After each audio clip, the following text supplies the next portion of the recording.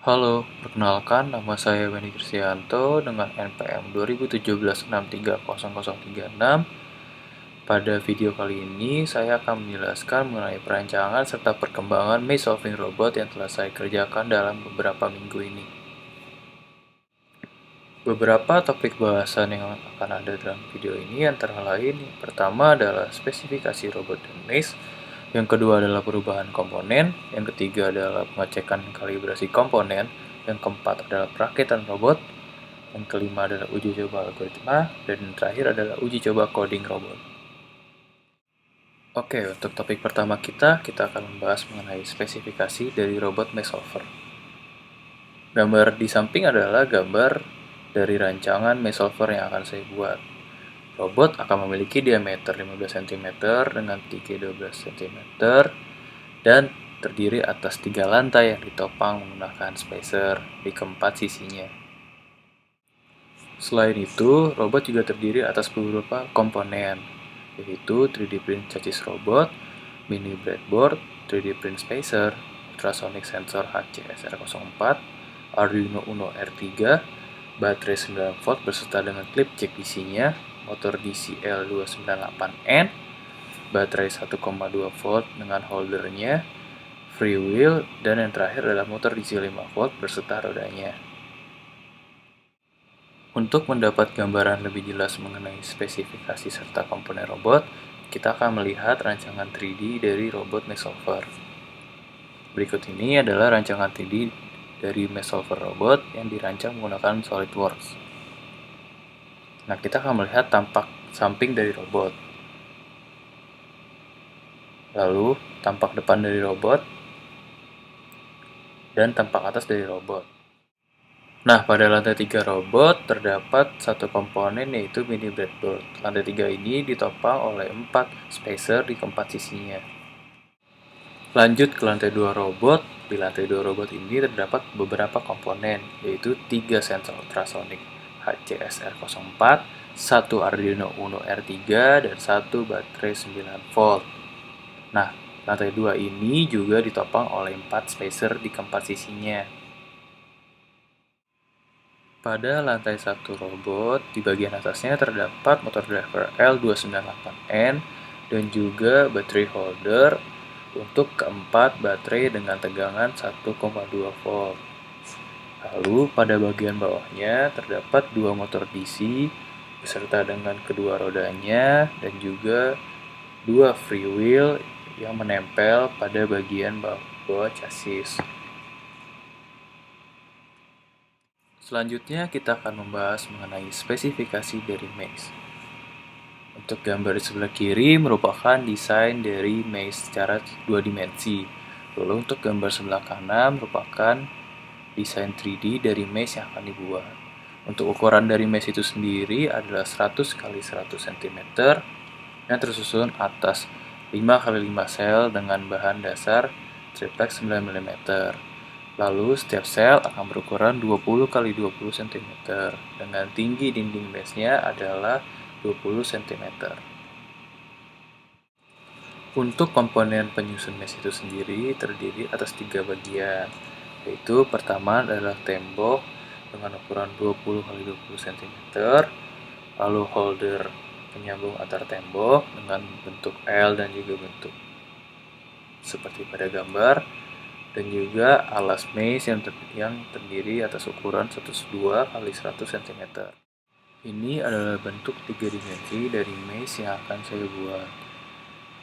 Untuk bentuk ini sudah sesuai dengan spesifikasi awal. Lalu untuk sambungan antar dindingnya, kedua, ketiga, maupun keempat dinding akan diatur dulu formasinya sesuai dengan layout. Kemudian holder akan masuk di antara dinding-dinding tersebut pada bagian atas dinding. Kita akan melanjut ke topik selanjutnya, yaitu perubahan dari komponen. Nah, pada robot tidak terjadi perubahan komponen. Dapat terlihat pada tabel yang terdapat di video. Nah, lalu karena tidak terjadi perubahan komponen, saya melakukan pembelian komponen seperti yang terdapat pada foto. Foto tersebut adalah beberapa komponen yang telah saya beli. Untuk base, sebelum sesuai dengan rancangan yang telah saya jelaskan sebelumnya, sebenarnya mesh itu telah mengalami beberapa perubahan komponen, yaitu pada awalnya saya merancang untuk alas menggunakan papan MDF, dan saat ini berubah menjadi papan triplek bekas yang telah ada di rumah saya, dengan alasan perubahannya itu untuk menghemat biaya.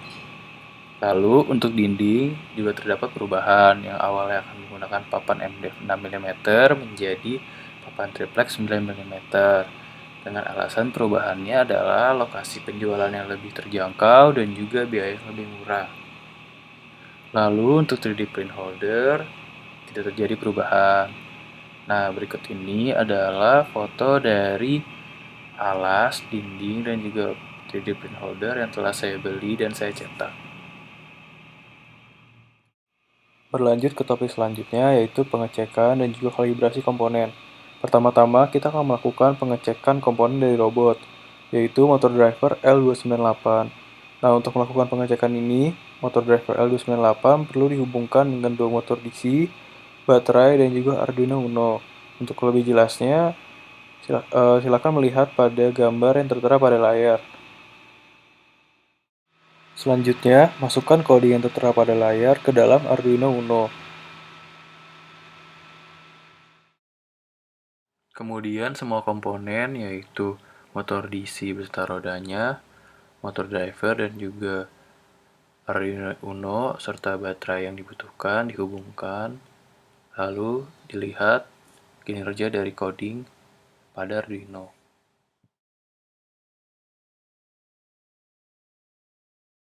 Dari video ini terlihat bahwa kinerja dari motor driver berjalan dengan cukup baik karena motor DC memutar dengan sesuai coding Arduino.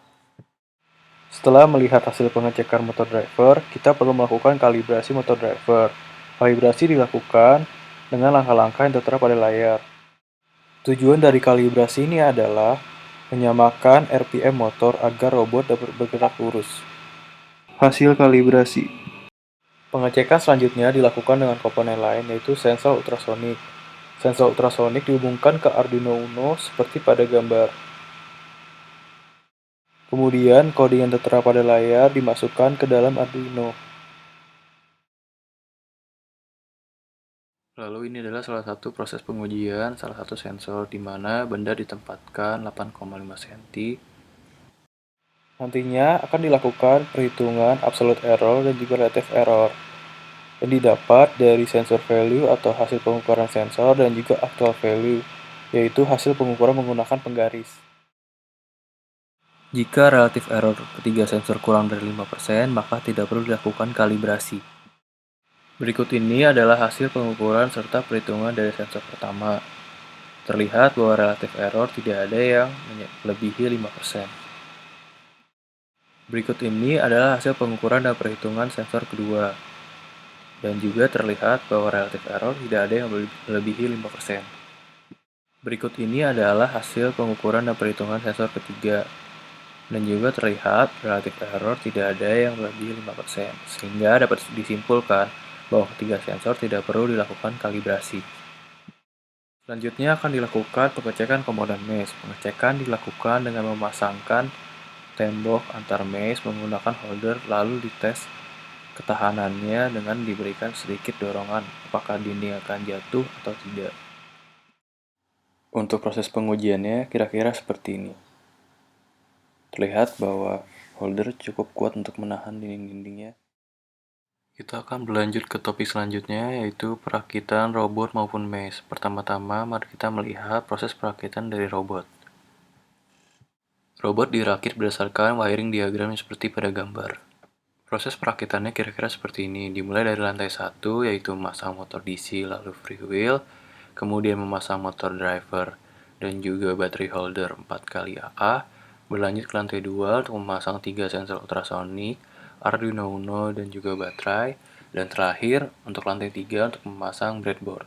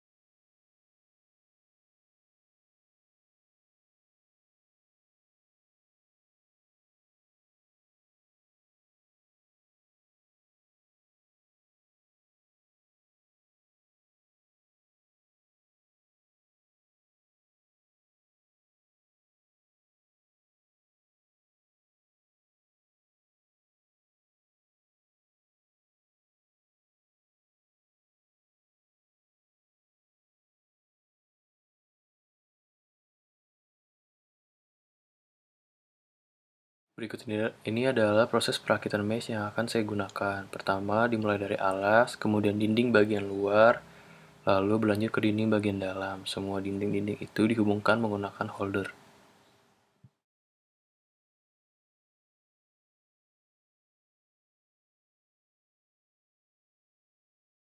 Berlanjut ke topik selanjutnya, yaitu uji coba algoritma. Algoritma yang saya gunakan adalah left hand while following, di mana robot akan mendeteksi dinding pada sebelah kiri robot. Untuk pseudocode-nya terlihat pada sebelah kanan. Pertama, dia akan melakukan pengecekan dinding pada sebelah kiri. Jika tidak ada dinding, maka dia akan berbelok kiri. Jika ada dinding, dia akan melakukan pengecekan dinding pada bagian depan. Jika tidak ada dinding, maka dia akan bergerak lurus. Jika ada dinding, maka dia akan melakukan pengecekan dinding di bagian kanan. Jika tidak ada dinding, maka dia akan berbelok kanan. Jika ada dinding, maka ini berarti ada dinding di bagian kiri, depan, dan kanan robot, maka dia akan berputar balik. Untuk ilustrasinya, kira-kira seperti pada gambar sebelah kiri, di mana robot mendeteksi dinding pada sebelah kirinya. Dengan alur jalannya robot itu ditandai dengan garis merah. Berikut ini adalah flowchart dari pseudocode yang telah ada sebelumnya. Pertama, ketika program dijalankan, dia akan bergerak maju. Kemudian akan melakukan pengecekan dinding pada sebelah kiri. Jika ada dinding, maka dia akan berlanjut ke pengecekan dinding bagian depan. Jika tidak ada dinding, maka dia akan belok kiri. Jika di bagian depan tidak ada dinding, maka dia akan bergerak maju. Jika di depan ada dinding, maka dia akan melanjutkan pengecekan dinding bagian kanan. Jika di bagian kanan tidak ada dinding, maka dia akan belok kanan. Jika di bagian kanan ada dinding, maka dia akan melakukan pengecekan apakah sudah berada pada endpoint atau titik tujuan. Jika belum, maka dia akan memutar balik. Jika sudah, maka program akan berhenti. Untuk pengujian algoritma, saya menggunakan aplikasi Scratch yang dibuat oleh Universitas MIT. Nah, untuk logo serta tampilan window-nya kira-kira seperti ini.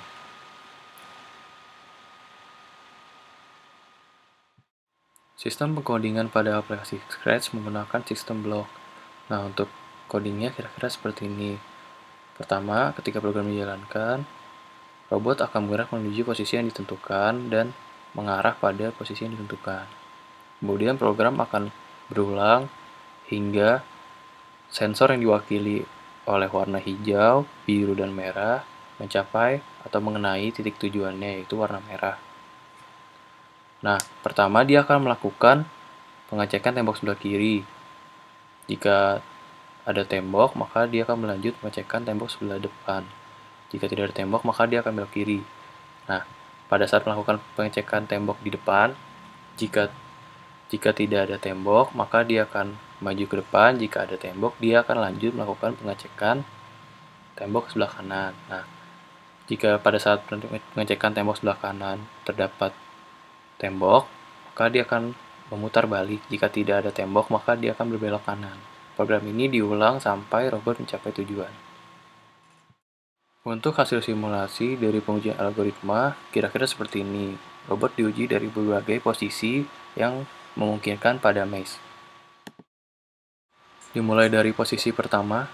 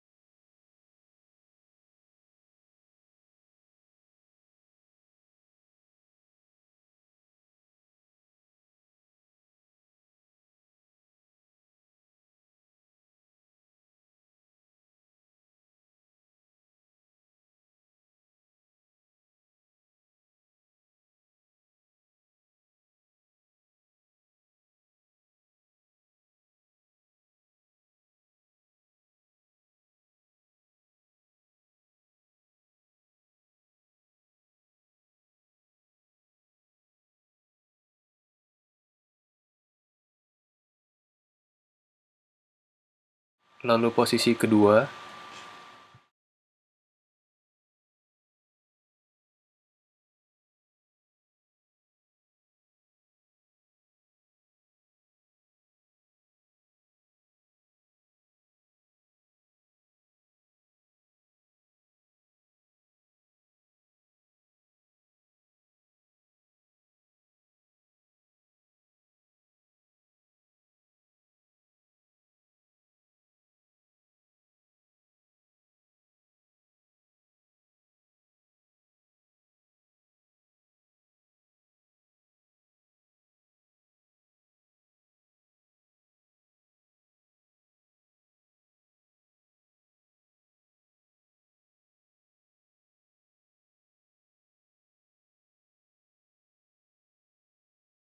posisi ketiga,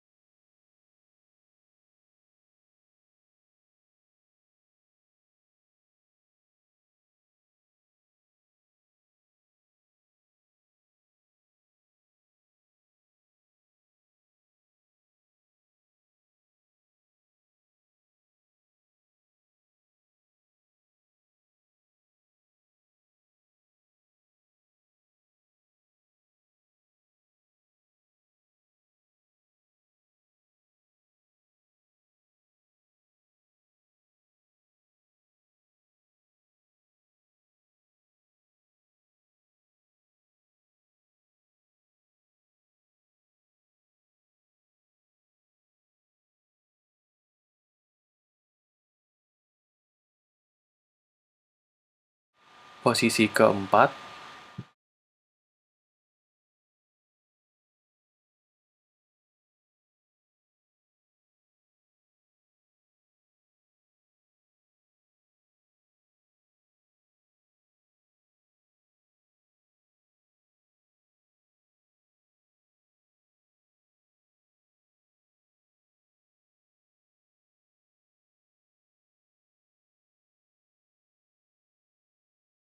posisi kelima,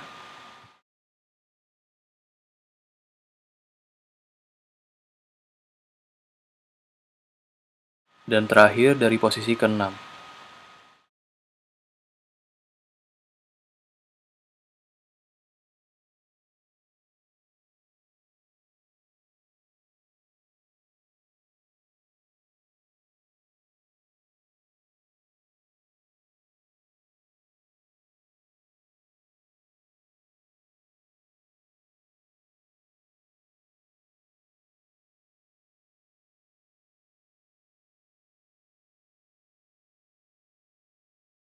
Nantinya, dari semua posisi, robot akan bisa mencapai tujuannya, sehingga algoritma ini layak untuk dicoba dalam pengujian coding ke Arduino.